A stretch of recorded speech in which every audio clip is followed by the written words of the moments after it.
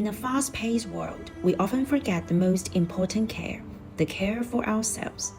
They can be triggered by various factors, and while they may be invisible, their impact is profound. Over the past decades, the number of people in Australia diagnosed with depression or anxiety has grown exponentially, increasing by around 5.4% yearly. On the other side, the government's well-being expenditure has also increased from 10 billion to 30 billion in only 8 years. But here's the paradox. Despite more funding, the depression or anxiety population continues rising. Why? What's missing?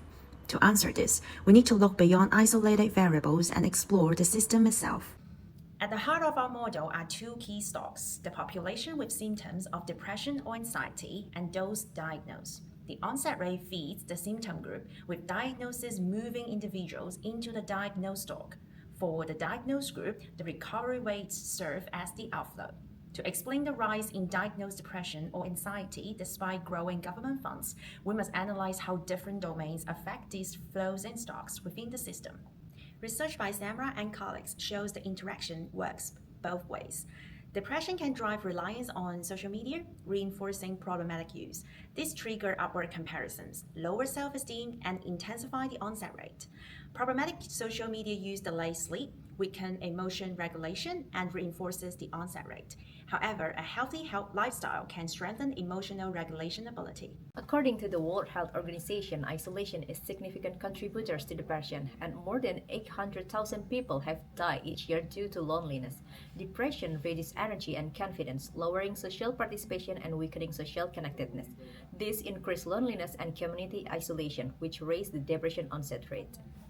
From an economic side, there are two reinforcing loops. Increasing number of people diagnosed destabilize the economic condition by increasing unemployment as a result of company profitability declining because of absenteeism. On the another loop, it reinforced by resulting financial stress from lost income, creating a continuous fiscal cycle. On counterposition, from an organizational perspective, both loops act balancing the different stocks.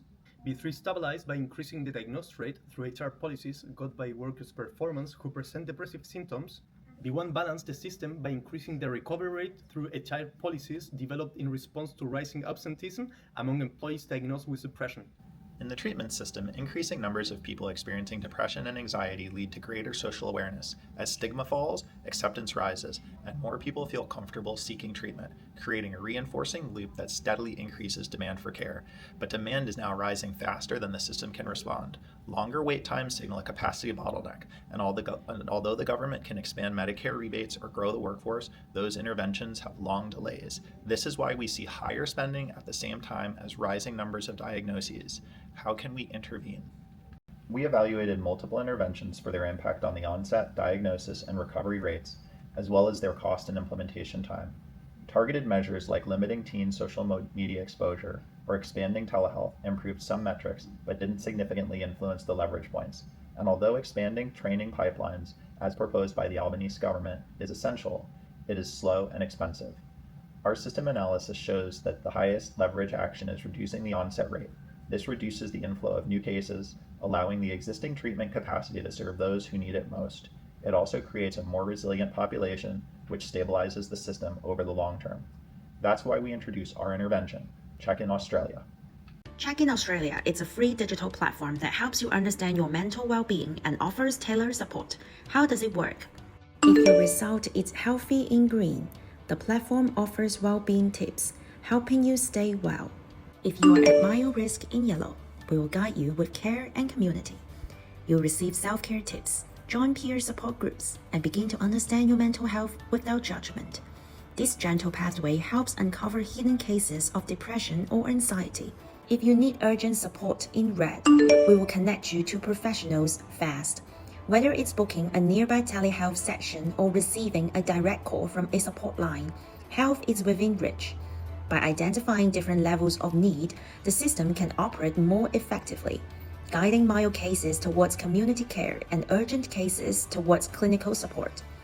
That means less pressure on frontline services and more tailored help for every individual.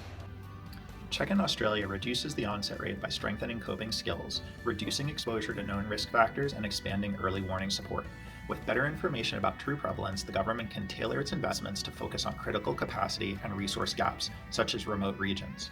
We expect diagnosis rates to rise briefly as awareness improves, then plateau as fewer new cases enter the system. This combination increases carrying capacity in the long term while reducing the rate of government spending increase. This builds lasting resilience to stabilize the system today while preparing it for tomorrow's needs. Every check-in helps not just you, but the entire nation. Together, this insight from a national well-being dashboard helping policymakers understand the mental health landscape across age, groups, regions, and the symptom types. Every check-in adds a data point, anonymized, secure, and powerful. With this clarity, governments can allocate well-being budgets more effectively. Complete the survey now. Give yourself a moment to check in. Check in Australia. Cares begins with you.